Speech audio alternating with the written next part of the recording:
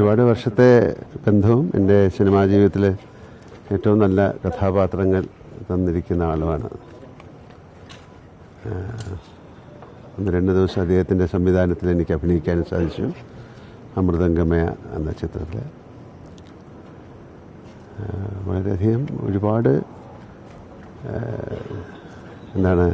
പ്രാവശ്യം കാണുന്നില്ലായിരുന്നെങ്കിലും വളരെയധികം സ്നേഹം അങ്ങോട്ടും ഇങ്ങോട്ടുമുള്ള ആൾക്കാരായിരുന്നു.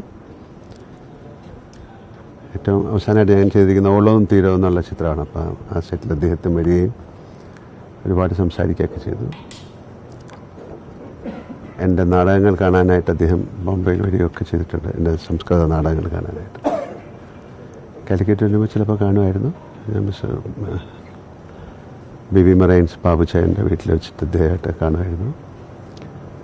പിന്നെ ഞാനെന്താ പറയാനാണ്, മലയാളത്തിൻ്റെ അല്ലെങ്കിൽ ഇന്ത്യയിൽ ഏറ്റവും അറിയപ്പെടുന്ന ഒരു സാഹിത്യകാരൻ, ഒരു ചലച്ചിത്രകാരൻ, അദ്ദേഹത്തിൻ്റെ തൂലികയിലൂടെ സൃഷ്ടിച്ചെടുത്ത ഒരുപാട് നല്ല കഥാപാത്രങ്ങൾ അഭിനയിക്കാൻ സാധിച്ച ഒരാളാണ്. ആരോഗ്യാവസ്ഥയൊക്കെ മോശമായ സാഹചര്യത്തിൽ ഒക്കെ അറിയാം. ഞാൻ ഹോസ്പിറ്റലിലൊക്കെ വിളിച്ച് അന്വേഷിക്കുകയൊക്കെ ചെയ്യായിരുന്നു. ഇപ്പം അതിനെക്കുറിച്ച് പോട്ടെ, അതിപ്പോൾ അത് സിനിമയെക്കുറിച്ച് സംസാരിക്കുന്നില്ല. ഓക്കെ.